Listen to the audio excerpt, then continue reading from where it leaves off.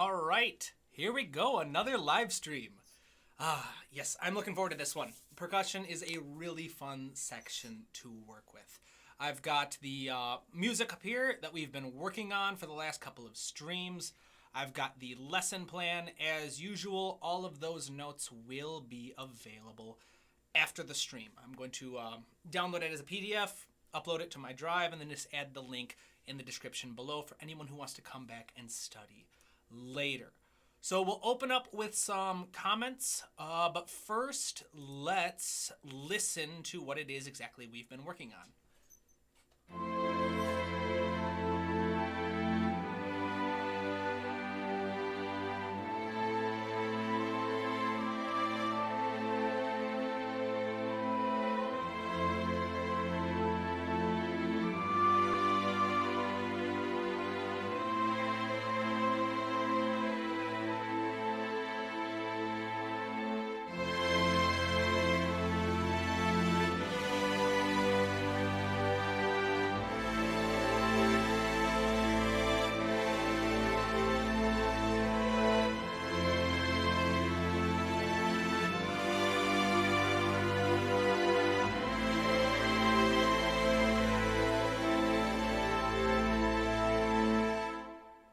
Awesome.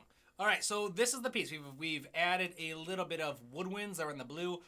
Strings are in the yellow. That was the first section we studied. And then, of course, brass being what we did last week. So let's take some quick comments before we dive in. Okay, Sai, Harsha, some say that percussion is the hardest section to write for. I hope you make this stream a useful guide for me and also everyone who loves your stuff. Awesome, thank you. That's the plan. Percussion can be incredibly intimidating to a lot of musicians, especially if you don't start out as a percussion player first, because a lot of the instruments are so alien to the idea. For me, I'm a trumpet player and a piano player, and I'm used to having a pitch every time my instrument performs. Snare drum's not the same case. You have to really focus on the different uses for it rhythmically. But we will definitely be breaking down some traditional uses today, because the plan is, instead of starting off with instrumentation like we have these past couple of streams, since the percussion section is a bit too broad to try and break down every single instrument, we're going to start off with 4 categories of percussion instruments. Then we'll talk about 7 traditional roles that you can have your percussion section perform in your music. And then after that, we'll start getting into some specifics. We'll talk about the most common percussion instruments and what they are typically used for in your music. So yeah, that's what we have to look forward to this. Andrew, if in doubt, throw in a couple timpanis and a cymbal crash. Definitely. You know what? That actually works a lot better than you would expect. Aaron Bird, did you change the horns? A little bit, yeah. As I was playing today, I didn't like this purely rhythmic fills. If you watched the last stream, you'll remember the last horns were essentially just this triplet figure followed by a half note. So it was like, and I didn't really care much for that. Speaking of which, can everyone hear the music? I'm assuming you can. Yeah, you can probably hear the music because you had you asked about the horns. But last stream we had issues with my audio drive not working. All right. Unknown, thank you so much for teaching for free. You really are appreciated. Thank you. I really appreciate it. I enjoy teaching. I really do. So it's nice being able to share this information with so many people. Aaron Bird, they sound great. Thank you. Wonderful. Awesome. I appreciate that. So let's, without anything, awesome. Thank you, Brian. Glad that everybody can hear. Let's see. Oh, and Brian, thank you so much. I want to give you a quick shout out. So Brian has provided more feedback for the book than anyone else who purchased the book. So I really appreciate it, Brian. It's been incredibly helpful going through and addressing different things that you brought up and trying to see if I can just kind of try to clarify a couple things here and there. So thank you. I really appreciate your help. Let's see here, but let's dive right in. As usual, if you have any comments, any questions, anything at all, this lesson really can be more of a conversation. So feel free to throw it in to the comment section. I'll address them each eventually. So first off, let's talk about organizing the percussion section. So the percussion section is one of the most diverse, if not the most diverse sections in the orchestra. You can have really anything you want as a percussion instrument. Now, there are traditional instruments, but then in the most recent, like the 20th century, musicians started to really experiment with what could be a percussion instrument. Tchaikovsky used cannons in the 19th century for one of his overtures.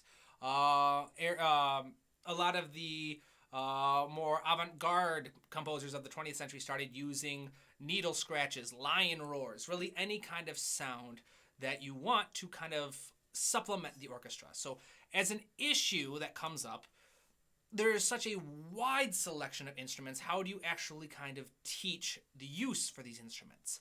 And to this end, there are actually 4 basic categories that you can kind of sort all of the instruments into. The first one are the Idiophones. All right, so essentially, these are instruments that produce a sound by vibrating when struck. For example, xylophone. All right, so when you strike a xylophone, the entire wooden bar vibrates, and that creates the sound. The same is for tubular bells. If you hit a bell on the tubular bells, the whole tube vibrates, and that's what creates the sound. The next section, which is very closely related, are membranophones. And these are instruments that produce a sound by vibrating a tight membrane when struck. So in other words, these are essentially your drums. All right, when you hit a snare drum on the head, the whole drum doesn't vibrate and produce the sound. It's just that membrane, that tight skin that you struck. Although with a snare drum, there are also these beads called snares that can be turned on or active that can also vibrate and create a sound. And why did I put 3? Why did I do that? All right. The third group are going to be the chordophones. All right, so these are instruments that produce a sound by striking a tight string. All right, so these are very closely related to the string section, and there's a little bit of overlap here. So for example, the harp is often described as a chordophone. Sometimes it's described as a stringed instrument. There's a little bit of debate there, but that's not too important. The main idea is that these instruments are going to be a bit rarer. You've got dulcimers, for example, are a somewhat more common chordophone that you might be able to work with. But the last one also has some overlap with the wind section, and these are the aerophones, right? These instruments that produce a sound by vibrating a column of air inside of a tube, much like a woodwind or a brass instrument. The main thing here is they're going to be like sirens, whistles, etc. Things that don't take quite as much specialization as a wind instrument.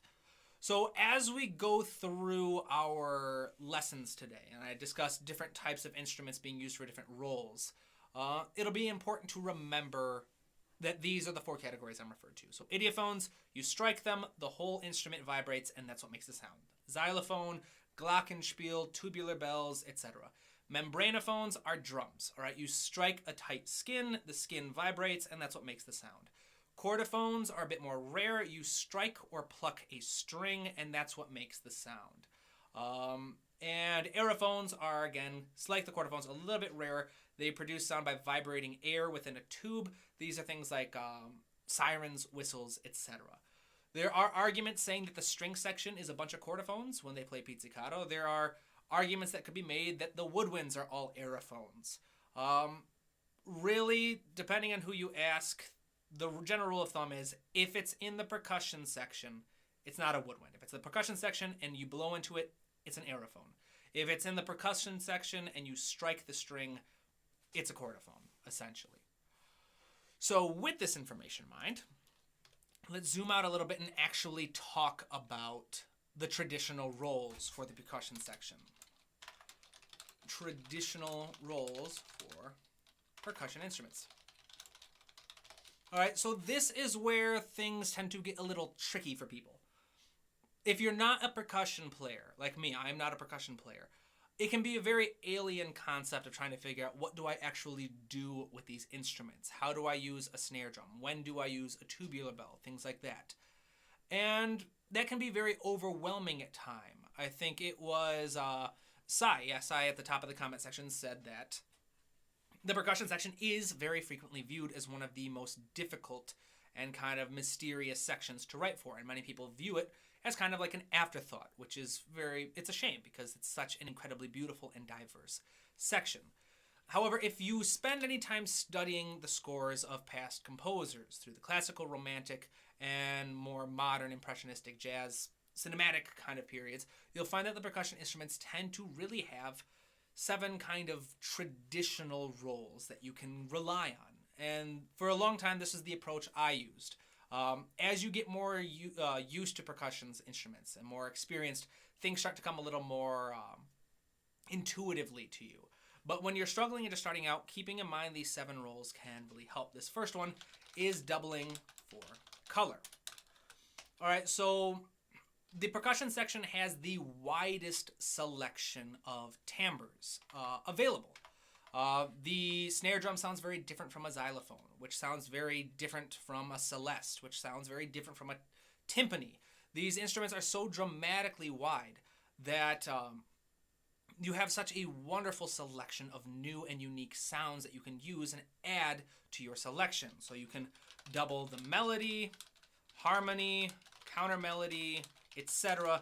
Any role that you want to add some additional color to. All right, another role are ostinati. All right, the percussion is filled with instruments with a very instant attack and quick decay. That means, for example, if we look down here on the snare drum, I hit the key, and the sound plays and then immediately drops out. And when you have a bunch of sounds like that in the percussion section, which have an immediate sound and then immediate decay, they are incredibly useful for rhythmic ideas. All right, just for and so you'll find that many times, whether you have a pitched instrument, which can play an actual full-on pitched ostinato, or just a non-pitched instrument like the snare drum, they can still play the rhythmic idea of your ostinato. So the third role are for extreme dynamics. And the idea behind this is that the percussion section is home to both the very loudest instrument in the orchestra, which is the bass drum, and to some of the quietest instruments in the orchestra, like the tree chimes, or really any kind of crystal bell type sound, which can be super quiet.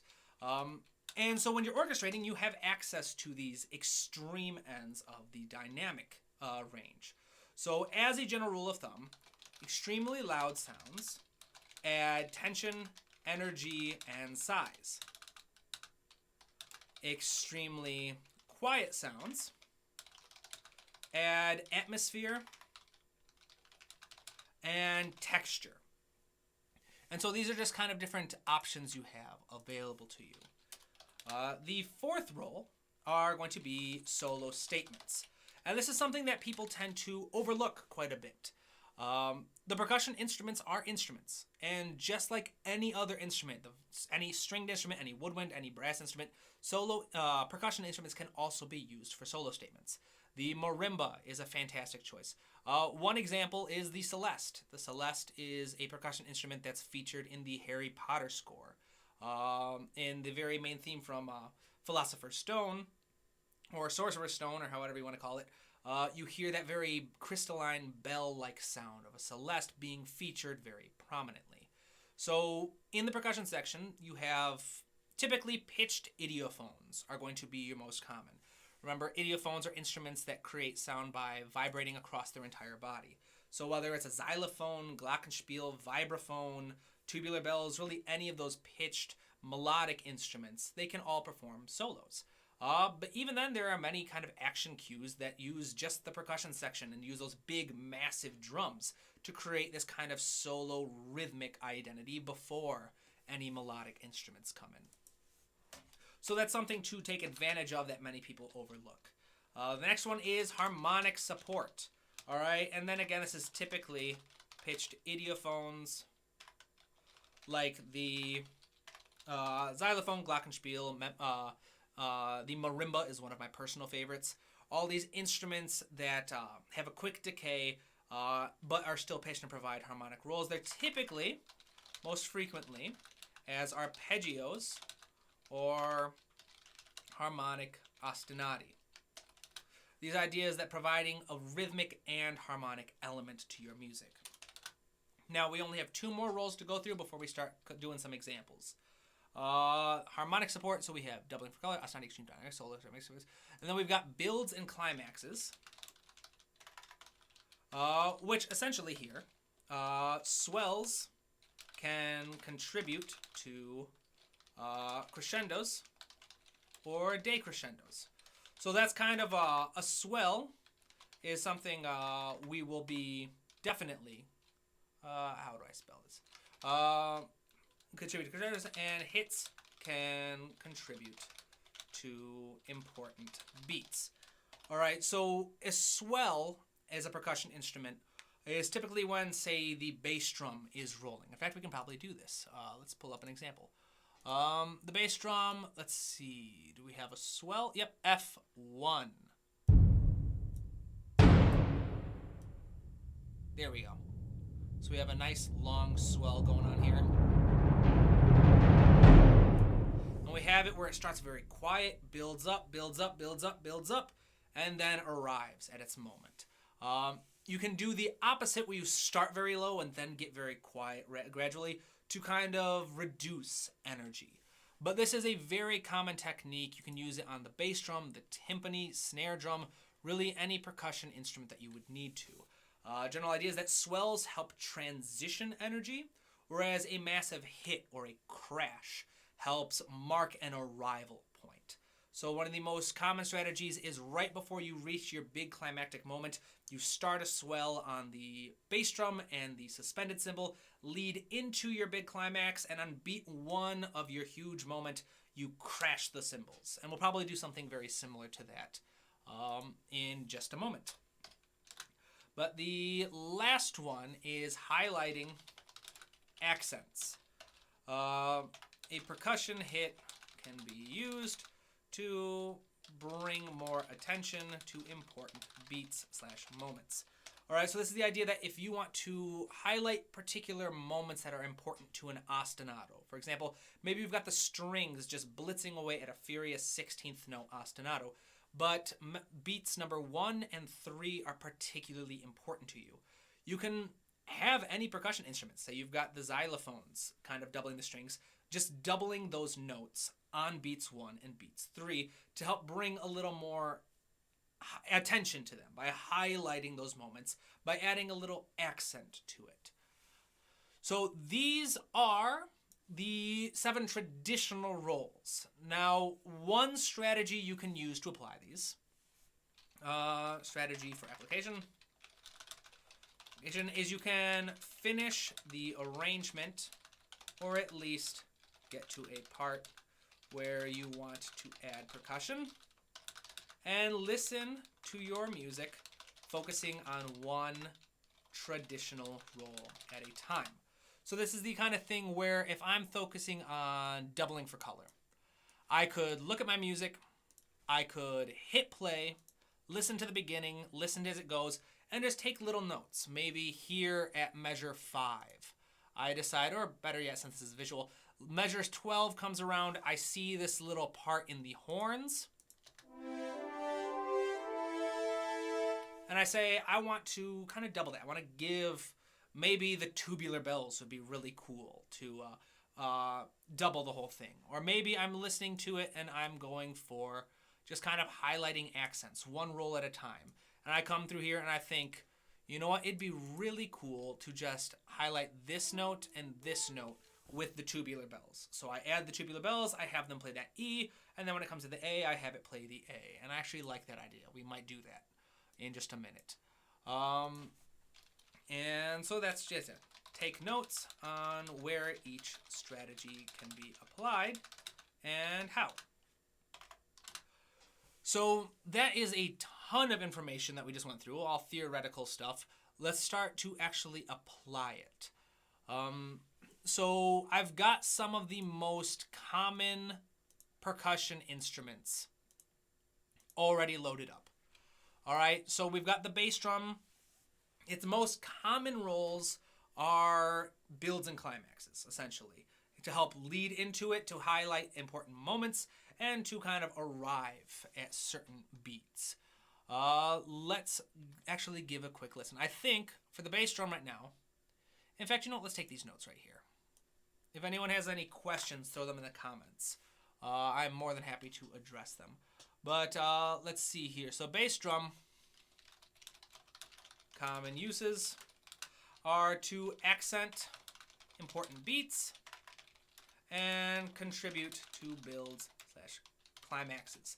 All right, so in this piece, right off the bat, I'm thinking this measure 9 to 10. This is kind of where our climactic moment comes in. And we know this because this is where the brass comes in. If we listen to starting at measure 7,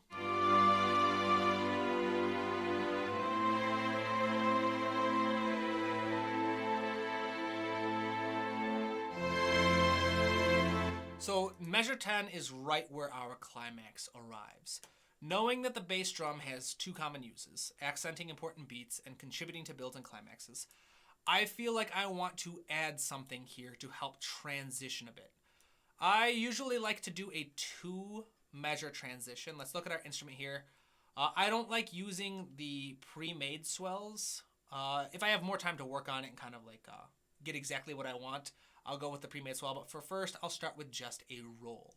All right, so C#3 is the note assigned to swells. Let's collapse all of these. Don't need any of that. C#3. All right, so right off the bat, that is a pretty loud sound. We need to shape this. So I'm going to send a volume. I'm going to do this. Expression, let's start with starting at piano. Let's kind of build into it. And then we can end it here. Let's build a bit of a crescendo. And then something more important here. Let's essentially just take, and all of this is kind of a little manufactured. I take a little bit more time trying to figure this stuff out, but since this is time crunch, we're just gonna kind of do some basic.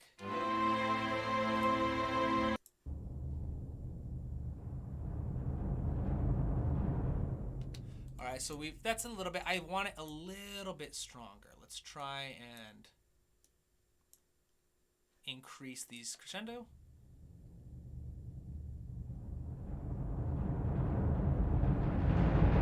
I like that. Let's keep it, let's make it start a little louder though.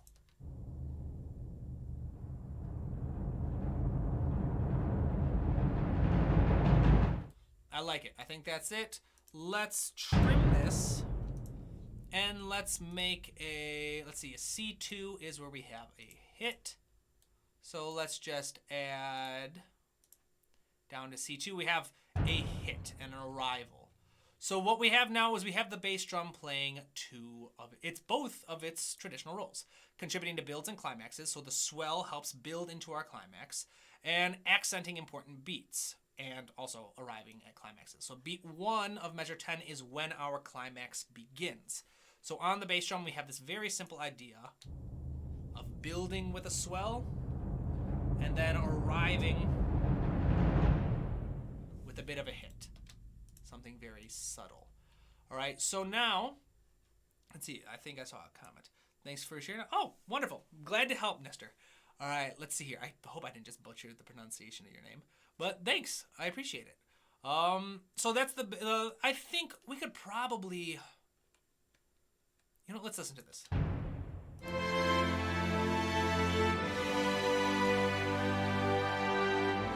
You know what? I like the idea of having 3 drum hits. Let's just have it hit. Let's hold these out a bit longer. It's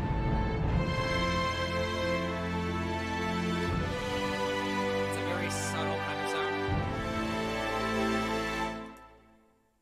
And you know what? Maybe we'll just have that second one.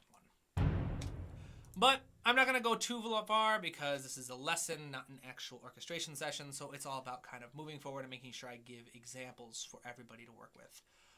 So after the bass drum, one of the most common percussion instruments is the suspended cymbal. All right, and very much like the bass drum, it has the very important role of contributing to builds and climaxes, and then as a secondary purpose, also accenting important beats. So I think one thing that I like to do is I like to double up the bass drum with the suspended cymbal on kind of those builds, those swells. So let's find out where our roll is for, okay, so suspended, it's a C3 is the roll, and C2 is hit. Awesome. So we're actually going to just copy and paste. All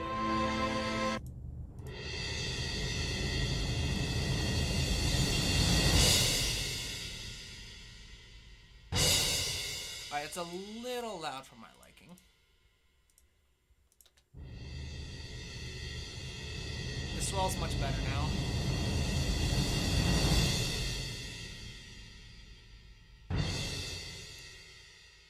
I like that. Let's listen to it in the whole picture.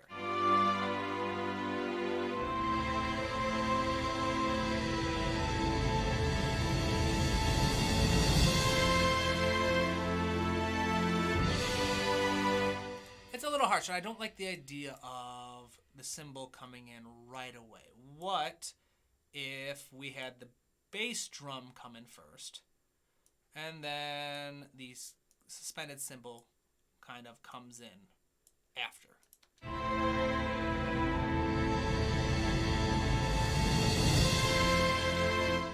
Much better. I like that a lot more. Let's delete this. Let's just make it a little more dramatic. And then let's bring this down slightly.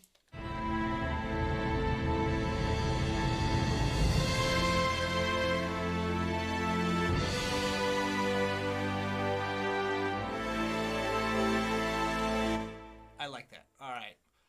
So after the suspended cymbal, another very common instrument is the snare drum.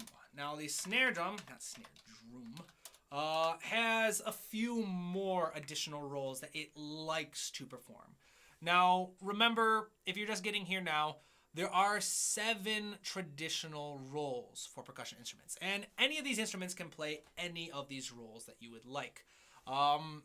As you go down, I'll be adding these notes to the description of the video afterwards, after the stream, but right now we're just going through some of the most common percussion and what they are most typically used for.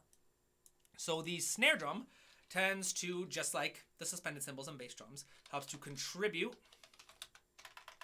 to builds and climaxes. It also helps to highlight ostinati. So while the bass drum and the suspended cymbal have a very wide, heavy sound, they really work well at kind of accenting important moments. And why do I have 2 E's in this accent? Accenting important beats and arrivals. The snare drum doesn't kind of have the same presence, the same kind of power that you can expect. But something it is incredibly good at is ostinati, which is, again, we talk about those repeating rhythmic ideas. And I'll just add the third role that it's very commonly used for before we do that, is accenting weak beats. All right, so we've noticed that the bass drum and the suspended cymbal both accent important beats. The snare drum is traditionally used to help accent weaker beats, to help give a sense of time. This is especially common in modern drum kits. It's called hitting the backbeat. But it's still a very common role that has its origins in orchestral music. So let's look at our snare drum and see if we can't come up with a bit of an ostinato that it can perform. So we have, let's actually just give it a listen to. All right, so I think I got a rhythm in mind. I'm going to assume, yep, there we go. Let's see here, 8th notes. Let's do quarter notes, actually. Let's see if, how good am I at breaking down rhythms? Probably not very good. Let's see here. Something like that, let's see it.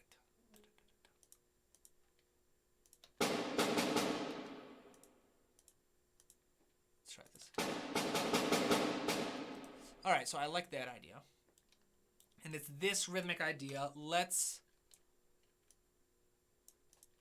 add a little bit. Let's accent the weak beats, which is something the snare drum is good at. The weak beats in 4/4 time are beats 2 and 4. Let's not accent it that much. That's right. All right. So let's try that.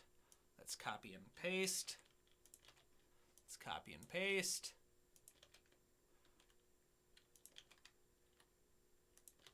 Let's give this a quick listen.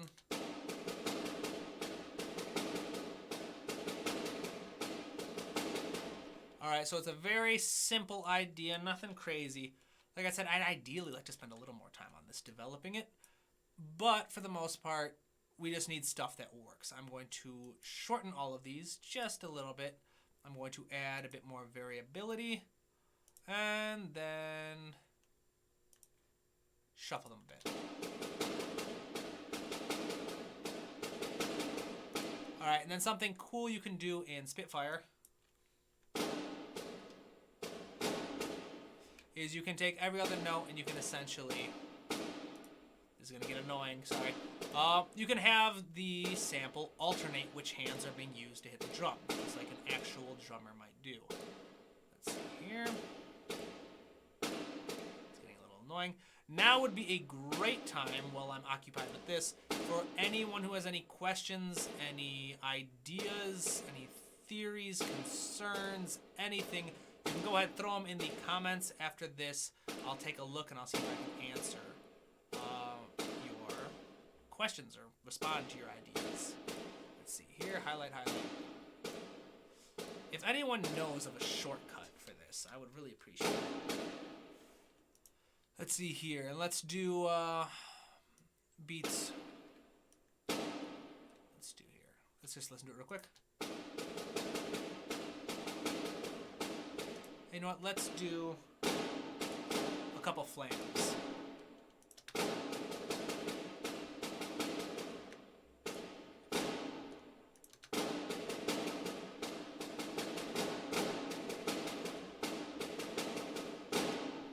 All right, so let's just highlight these. The last note of each one. All right, let's see. Last note of each measure. We're going to drag down for a flam, and the first note of each measure we're going to raise up for a flam.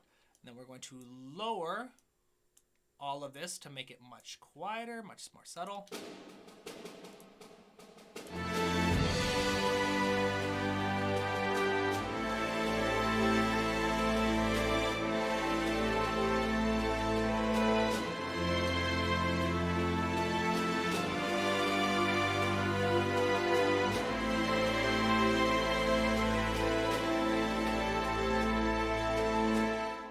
So it's super quiet, super subtle, but that's all right. I feel like the rhythm doesn't necessarily complement as well as I would like to, but you get the idea. Let's see here.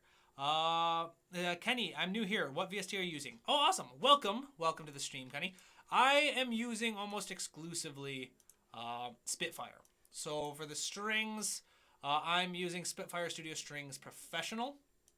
I like the Studio Strings line in Spitfire just because it gives me a lot of control over each individual instrument. I also have Albion, as you saw, and I do enjoy the sound of Albion, but I don't like how lots of the libraries are broken up to like just one patch for strings, one patch for mid, low, and high brass and woodwinds.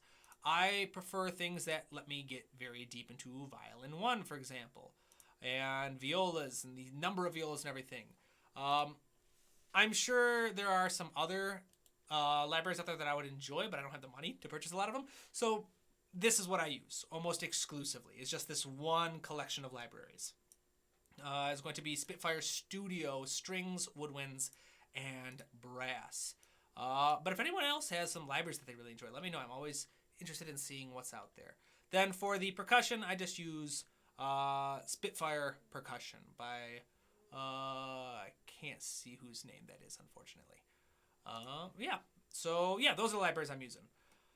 Let's see here. So we've got the snare drum, we've got the bass drum, we've got the suspended cymbal. So naturally, as you can see, the last one we're going to talk about specifically today is the timpani. All right, and the timpani is one of the more diverse percussion instruments that you can work with. All right, it has, typically in any given orchestra, you have a dedicated timpani player. All right, so if you have 3 percussion players and a timpanist, you do not have 4 percussionists. You have 3 percussionists and a timpanist. It's considered very bad etiquette to ask a timpani player to perform any other percussion instrument. The same way that you want to ask a flute player to switch to oboe for a piece. Now, if you happen to know the timpanist and you know that they're okay with that, go for it. Just don't expect that to be something that is by default. So since you have a dedicated timpani player, it's because the timpani is a much more specialized percussion instrument, and you can expect it to be used for a lot more roles. So again, any of the 7 traditional roles of the percussion section that we discussed are fair game, but in particular, for the timpani, it will often perform the bass line, usually simplified. You can also perform rhythmic pedal tones, and we'll get into that in a moment, and what that is. That you can add, you can contribute to builds/climaxes. And then, of course, the 4th very simple one is just adding some rhythmic drive. So the first one, the bass line. The reason why I said it's usually simplified is at most, your timpani, you're going to have like 5 drums for timpanis. Much more frequently, you'll have only 3 or 4. And each drum can only be tuned to a single pitch at a time. Now, professional timpani players can switch the tuning of their drums incredibly quickly, but not quick enough to maintain chromatic passages, especially not if they don't have a lot of rehearsal time. So if you ever get the chance to work with studio musicians, every minute that the timpani player has to spend practicing is a minute that you're paying for. So in general, when you're working with a bass line, you'll stick to just those 5 pitches that you have tuned each drum to, or the 4, however many drums you have, and you'll try to focus on performing a bass line with those. Now, in the lesson plan, I do have the ranges for each of the drums, right? The largest drum goes from low C to the A, I think that would be a major 6th above. I might be wrong. It's either, so because A to C is a minor 3, so C to A is a major 6, yeah. And then the highest note is C4, middle C. So the entire 5 drum set has a range of about 2 octaves. Now, with the bass, and the reason why I brought that up is you can see that each individual drum has its own range. So writing for the timpanis can be a little tricky if you intend to have someone performing them. If not, it's all right. If you just need a computer player to play the timpani, go for it. Play whatever you want it to. But if you're looking for something more realistic, you'll want to make sure that it's playable, that each of these drums is assigned just 1 pitch at any given point in your music. Now, between passages, like if you have the timpani player rest for a few measures, you can have them retune, especially if there's plenty other stuff going on to hide the sound of them retuning. But for the most part, if you've got a single phrase going, you want to stick to those 5 notes. So you've got performing the bass line. You've got rhythmic pedal tones. This is the idea that you have the timpani playing either the tonic or the first of your key, which gives we'll say, performing the tonic will create a sense, feeling of context and rest.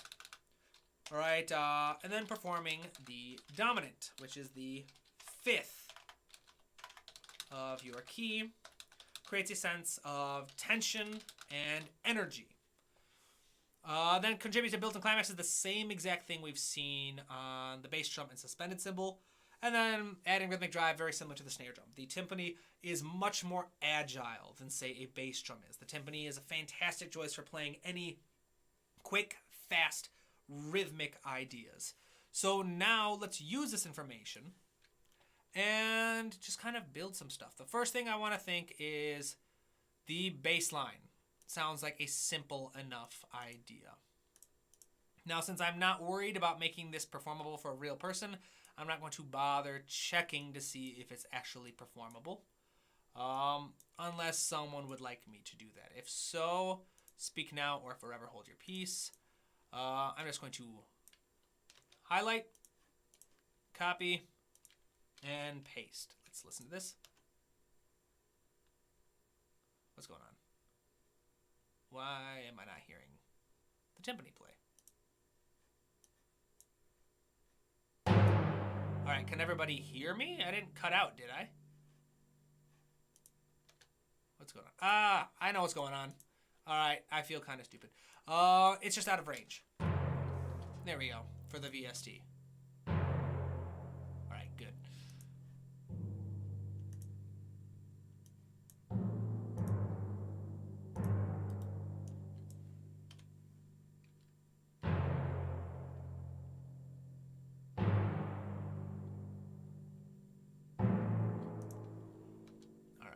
Go. Let's listen to it in context with the rest of the orchestra, just playing the bass line. Watching this first roll, performing the bass line, timpani.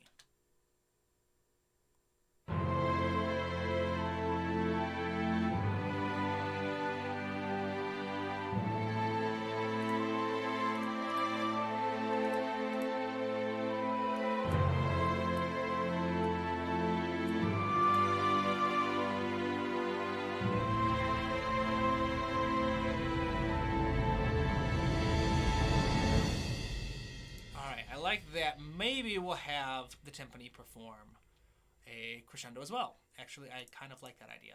So the timpani, because it's not like other percussion instruments that we've discussed so far, the timpani is actually a pitched instrument, meaning that it can play actual pitches with its notes. It's not going to have a dedicated key to each playing technique commonly found, like the bass drum or symphony, or bass drum or suspended cymbal or snare drum. So what we want to use is this articulation, which is roll. You can use key switches for this, but I like to use an expression map because we are in Cubase. Wins Professional. Let's go back to here. Let's do Spitfire Percussion. Timpani. There we go. I'm going to load this expression map. What happened? There we go. All right. So going to load this, I'm going to say, essentially, play these notes normally. And then when you come to this A, I want you to roll it. And what we're going to do is we're just going to kind of be lazy here and copy and paste the same settings we did for the bass drum. That's the main volume tab. Please don't crash. There we go.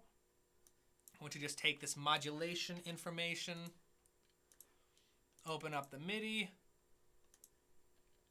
and we will post that. And then just to make sure that it's playing what it needs to, let's give this a listen again.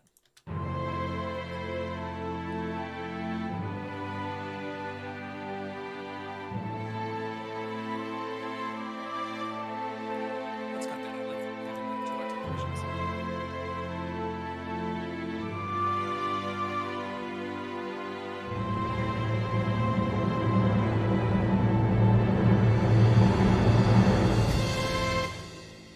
That's a bit much.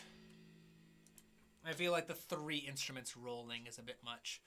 Let's get rid of this. And I'm just going to, what I'm going to do is I'm going to have it accent a beat, which is another roll that we can do. I'm going to cut this up. I'm going to raise this one a little bit. Now let's listen to this again. See how that has effect.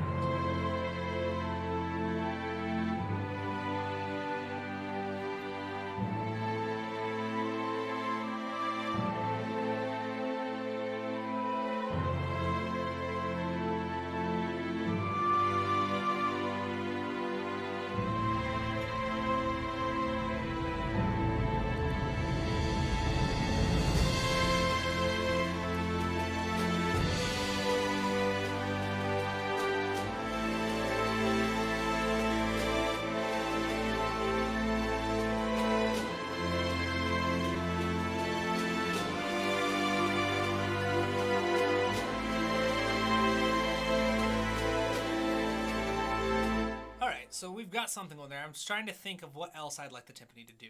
So far, we have had it play the bass line, We've had it contribute to a build and climax. We could try having some rhythmic drive and a rhythmic pedal tone. Let's try doing that, actually. In fact, I'm not going to do much with this. I'm just going to, I think, have it perform the dominant. All right? Let's cut this up. Don't know why I did that. Let's lower this down a little bit. Let's add a little bit of variety.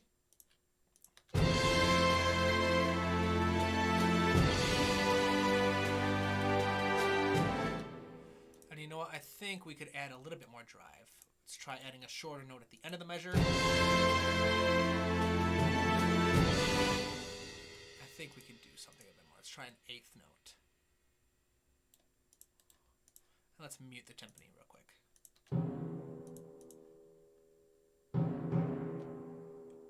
Yep, I think that's it. I like that. Just cut all of these up. Let's lengthen this. And so what we're doing here is we're adding a little bit of a rhythmic identity to the music, while also... no, I don't like it that low. Let's just stay up there. While at the same time helping to emphasize the dominant, which down here I might just switch down to the tonic again. Remember, the dominant, which is the 5th scale degree of your key. We are working in the key of A minor, so note number 5 in A minor is E. Emphasizing that 5th note helps add a bit of tension and forward-moving momentum to your music. Emphasizing the tonic, or the 1st note of A minor, which of course is A, helps really emphasize a sense of context and rest, kind of lower energy. Let's listen to this. Let's listen to the context.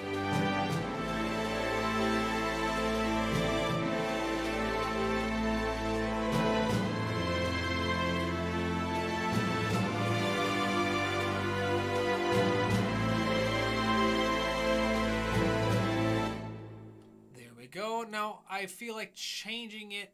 The E works well here because it's the dominant. I think switching to the tonic at first sounds a little messy. So I know that we have... let's go down to the F. And then we'll do G, and then we'll just, kind of do the bass line again.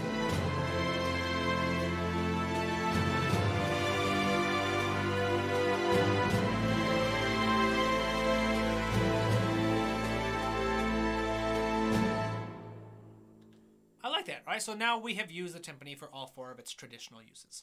We've got it playing the bass line. We have it adding, performing a rhythmic pedal tone at one point, specifically the dominant. It contributes to our build and climax, not in the same way as we did with the swell earlier, but it still helps kind of lead into it. And then adding some rhythmic drive, doing that mostly through this 8th note at the end of each measure. I've said this before in a few videos, but with rhythm particularly, using shorter notes towards the end of a measure helps build energy moving forward. Using shorter notes at the end of a measure than you did at the beginning helps slow down your energy. Now, these are, like I said, the 4 most common percussion instruments. They are not the only ones. So let's try doing something a little different, shall we? Let's try an instrument that, let's see, unpitched metal, individual instruments. Let's do the tubular bells, because I do like that idea of having the tubular bells double the French horns that I were talking about. Let's see here. Let's see, any comments? I'm new here. What Kenny, thank you. Aaron, you're good. And Sean Gilbert, cats are the cutest. That must have been when I was saying it's a good time to just throw out your thoughts. So thank you, Sean. I appreciate that. I do agree. Cats are cute, but I am horrifically allergic. So that kind of mars their appeal to me. I think the day I found out I was allergic was awful. I was hanging out at a friend's house. There was a group of friends. We were all hanging out in her basement, and she had a bunch of cats. And my buddy and I were just sitting there, and our faces just both started to swell. And his eyes completely closed, which was, I'm glad that it wasn't as bad for me, but no, it was not a fun experience. And I feel like I might be sharing too much at the moment. So I'm going to get back to the music. Let's see here. All right. What if we dropped that down? You know, I like the idea. What if we kind of move up? What performance are we using here? Let's use normal, not muted.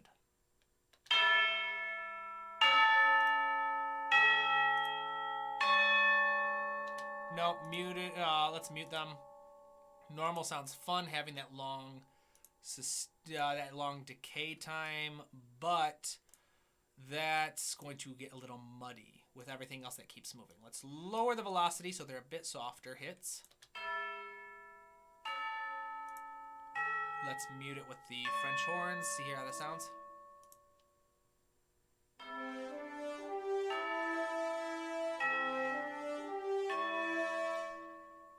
Those sound like they're out of tune. What's going on here?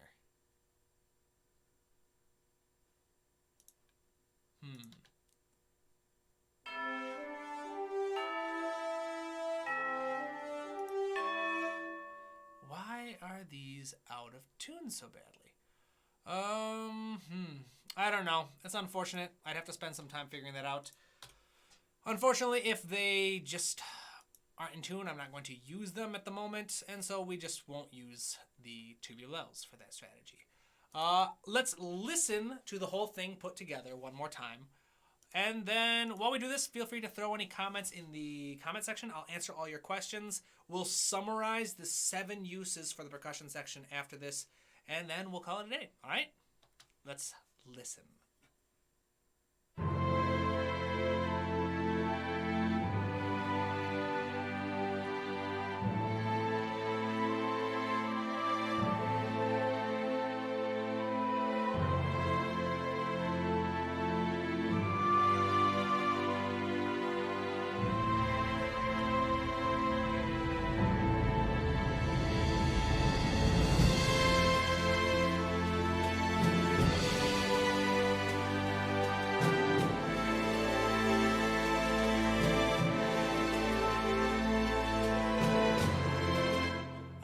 I know I said we were going to listen to it, but I just got another idea, because having the cymbals just enter like that and then just quickly leave, I don't like that. I want to do something. So let's have them re-enter real quick.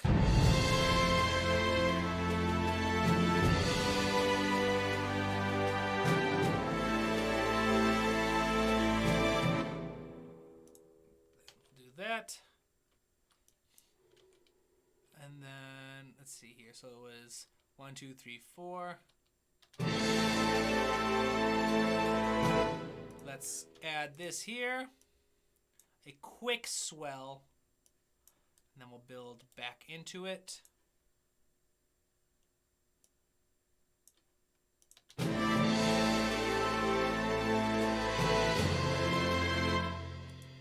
then just kind of mimic what we did in the first half, since this is technically 2 4-bar phrases.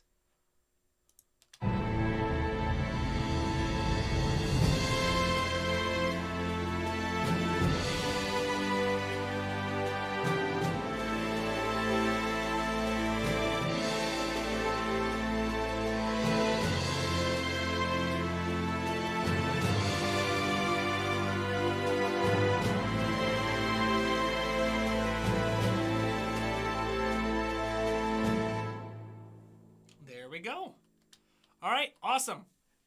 So let's summarize the 7 roles we learned about today. All right, so 7 traditional roles of the percussion section. All right, the first one is doubling for color, which we tried, but for some reason my tubular bells were out of tune. I have to adjust like what setting I have that library on. Doubling for color, ostinati, which are rhythmic, driving, repeating ideas. Extreme dynamics. We have solo statements.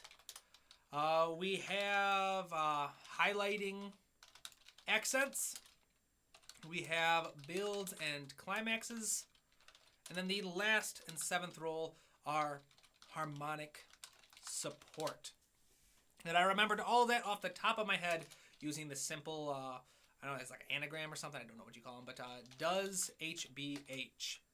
All right, if you can remember these 7 traditional rolls, it goes a long way towards helping you when you're struggling with finding rolls for your percussion instruments.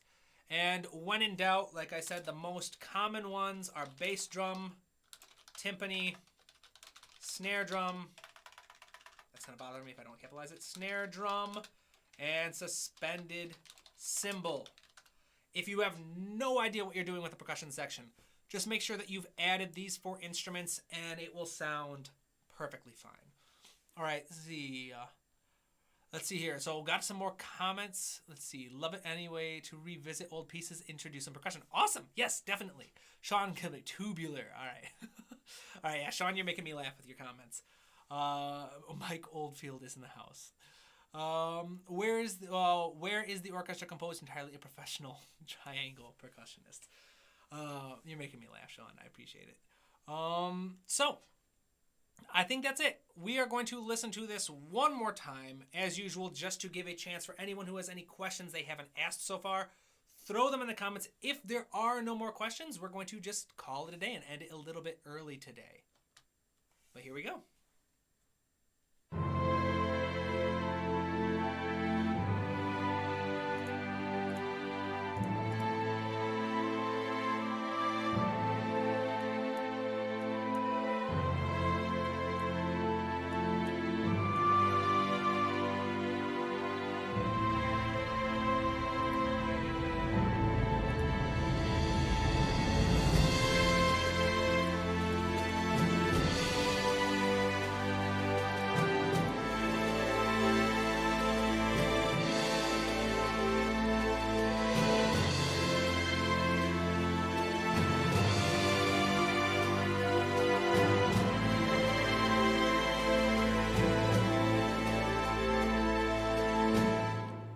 We go. I have no idea how many times I've had to listen to that, but that pretty much wraps up these live streams. We've talked about the string section where we learned the 3-group strategy for writing for strings. We talked about the woodwinds where we learned the 5 traditional rolls for the woodwinds. We learned the 4 traditional rolls for brass, and now we have the 7 traditional rolls for percussion. And along the way, we have been introduced to each of the major players in the strings, woodwinds, and brass sections. So over the course of these past couple streams, we have learned a lot of information to get you started orchestrating your music. I want to thank again my wonderful student Jack for contributing the 8-bar idea for this whole series. The chords and the melody ended up being fantastic, so thank you. At this point, I'm not sure where to go logically from here. So if anyone knows what you want to cover in the next lesson, let me know in the comments. Shoot me an email, message me on Discord or Instagram. Let me know what you would like to see me cover. The next lesson is going to be on Tuesday. Today's Thursday, right? Yeah, today's Thursday. So yeah, Tuesday is when our next lesson is going to be. I have no idea what it's going to be about. Do we want to keep up the orchestration topics? Do we want to learn how to find the best instrument to play each layer of your music? How do you find out who the best option for your melody is?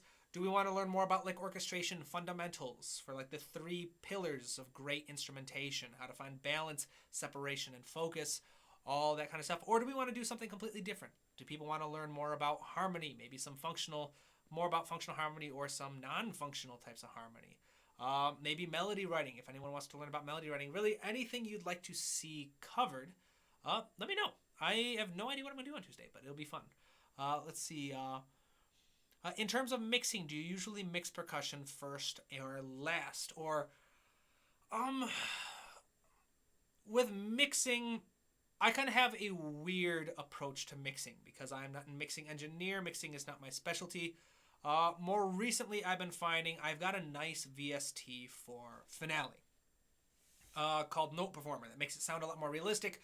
And when I orchestrate everything with sheet music in mind, with the proper dynamic symbols and everything, it creates a more realistic mix for me. And so when I do that, when I start to make a mock-up in Cubase, and this is a very recent strategy of mine, so I'm not sure how far it's going to take me or how effective it'll be. I've still got to work out the kinks. But I'll basically reference the mix downs of each that. I'll reference the balance for the string section on my sheet music as I'm mocking up my string instruments. I'll reference the brass section audio when I'm balancing my brass section in Cubase and such. So I don't have any specific order that I follow the percussion with. It depends on like the piece by piece situation. So I'm sure a more qualified mixing engineer could give you something more specific. Which, if you haven't, check out Master the Score has a fantastic class on mixing that I learned quite a bit. It's actually helped me improve quite a bit. And Joël Doulier is a YouTuber and the teacher for that lesson, for that class. So check out his YouTube channel. I think I've got a link to it in my review of that class, which is the video I posted a while ago. He's got fantastic information on mixing that can probably help out. Let's see, orchestration my weakest, but all topics like Brian. All right, so Aaron Bird, balance. Brian, orchestration is my weakest, but all topics are helpful. Awesome. Yeah, I'd be more than happy to focus a bit more on orchestration. I plan on doing another series for orchestration. My first series focused a lot on instrumentation, a lot like these streams have. But I plan on doing another series of videos dedicated to more of the process of orchestration. Going beyond viewing each instrument as a section, as a part of a section or as an individual instrument, and viewing the entire orchestra as really your tools to work with, and kind of how to balance your melody with your harmony and such. Let's see, Andrew, balance or melody writing would be cool. Awesome. Kenny, glad to help. So yeah, let me know what you want. Shoot me in the comments, put it in the email, wherever. Right now, I don't know, maybe we'll do something tone color related. We'll see. If I don't get a really strong idea of someone wanting something very specific, I'll just come up with something. But until next time, I'll see you all in the next stream. Keep studying, keep working hard, keep writing new music, my friends. It was wonderful doing another stream with you. I hope you have a wonderful end of your week. Have a good one.